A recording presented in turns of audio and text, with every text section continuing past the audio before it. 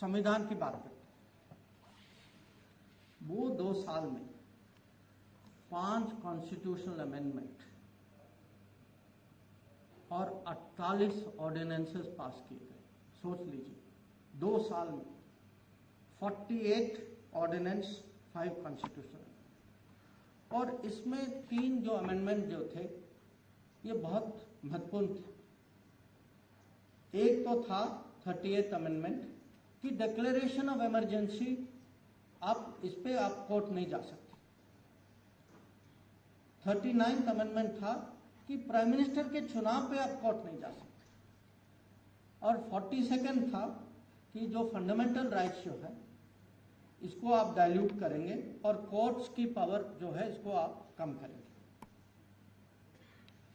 और मैं कहूँगा, जब आप पता नहीं आप लोगों ने वो जो प्रदर्शन जो बाहर है उसमें आप आने के पहले कुछ समय तो देखा होगा, उसमें से एक बहुत मशहूर केस है वहाँ जिसका जिक्र है वहाँ बाहर, कि ये केस है एडीएम जबलपुर वर्सेस शिवकांत शुक्ला, जहाँ अटॉर्नी जनरल कहते हैं कि अगर आपकी जान भी जाए इमरजेंसी में, आप कोर्ट में आपको कोई राहत, कोर्ट आपको राहत नहीं दे सकता।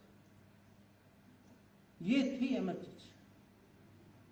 तो जो कॉन्स्टिट्यूशन पे जो असॉल्ट हुआ, जो इंस्टीट्यूशंस पे जो असॉल्ट हुआ, इसके परिणाम जो है सालों तक रहे, और चुनाव के बाद रिकवरी करना, और आज हमें इसीलिए जब हम बात करते हैं कि संविधान की हत्या हुई, जब आप प्राइम मिनिस्टर का इलेक्शन, जब आप इमरजेंसी का डिक्लेरेशन, जब आप कहते हैं कि आपके फंडामेंटल राइट्स, जब आपके जीने का हक जो है वो संविधान के बाहर है, वो है संविधान की हत्या।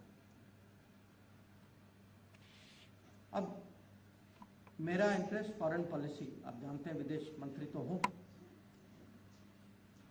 इमरजेंसी के समय में कभी कभी बड़े निर्णय लिए जाते थे बिना डिबेट के। ये मॉक पार्लियामेंट है, उस समय इमरजेंसी पार्लियामेंट था। आजकल एक चर्चा हो रही है कि श्रीलंका में हमारे मछुआरे जाते हैं और उनको गिरफ्तार किया जाता है। आपको पता कारण क्यों? कारण है क्योंकि इमरजेंसी के टाइम पे श्रीलंका के साथ एक समझौता किया गया जिसमें मछुआरों का हक जो था पहले कि कुछ वो श्रीलंका के पानी में फिशिंग करने का, वो हक जो है हम लोगों ने त्याग दिया था। अगर इमरजेंसी नहीं होता, अगर पार्लियामेंट उस समय का सचमुच जेन्युइन पार्लियामेंट होता, वहाँ डिबेट होती, मुझे नहीं पता कि ये एग्रीमेंट उस समय पार्लियामेंट उसको मानती या नहीं मानती। तो मैं आपको एक उदाहरण दे रहा हूँ कि उस समय जो डिसीजन, जो निर्णय जो लिया गया, उसका परिणाम आज भी तमिलनाडु में दिखा।